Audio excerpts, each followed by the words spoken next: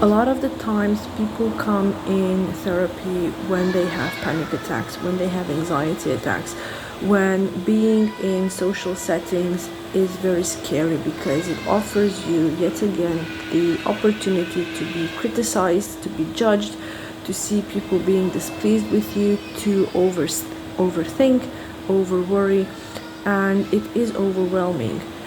The thing is, we as people are social beings and we love being around others, we love interacting, we love connecting. But when you're constantly playing a role, when you're constantly putting up a mask and trying to please others and trying to be something you're not, in hopes that you will have that connection, in hopes that people will not be displeased with you, it creates a lot of tension within you between who you are, your authentic self as we call it, and who other people perceive it to be. And so when that authentic self is fed up, when you've tried everything and failed, when you see that no matter what, the only answer to the problem is to be yourself, is to let that authentic self out and express yourself and speak up and speak your truth, that's very scary. And that's when panic attacks happen. That's when anxiety starts to get really, really overwhelming, because you feel as if the walls are closing in on you and there's no way out except to walk down the path of authenticity, to walk down the path of this is who I am. And that's scary.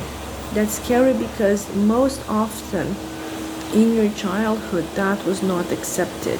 So your subconscious mind kicks in and says, wait a second, we tried that and it didn't work. So what are we gonna do now? Freak out and panic. That's what happens. And oftentimes there's a lot of emotional cluster that you need to go through, a lot of emotions that need to be released, need to be felt, need to be expressed, and a lot of childhood situations that you might go back to and think, wait a second, my understanding of this was wrong. Because your understanding was with the mind of a 3-year-old or the mind of a 4-year-old. When you go back to things with the knowledge that we have now and with the power that we have now, you realize that you can change. You can change so much. And there are so many possibilities and so many roads you can take. It's not just one way or the other.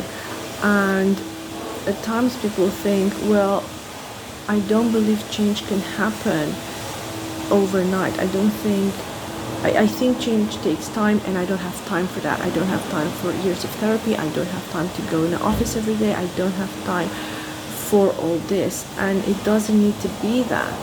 It doesn't need to take years. If you make a small hole in a dam, that will make a big change in the structure.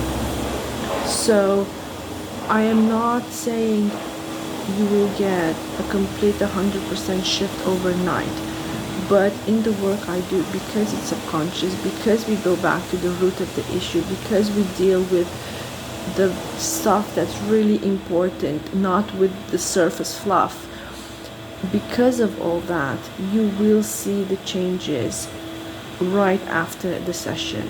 And normally there's three stages in which people see change. Immediately after the session, when they feel the relief, when they process the emotions, when they feel so much lightness inside and so much space, there's changes that happen over time. And then when you look back, you realize that maybe you've made some decisions otherwise you wouldn't have made.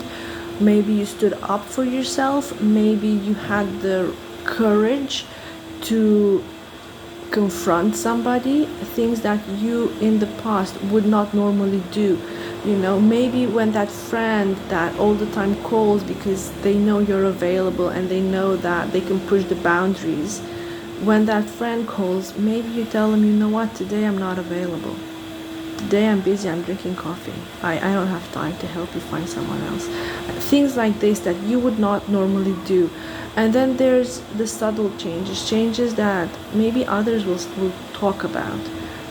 You know, something along the lines of, I don't know what happened to you, but you're different. I can't really understand it and I can't explain it, but you're different.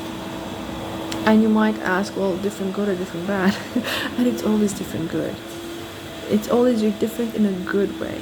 I feel like you're more real. I feel like you're more of yourself.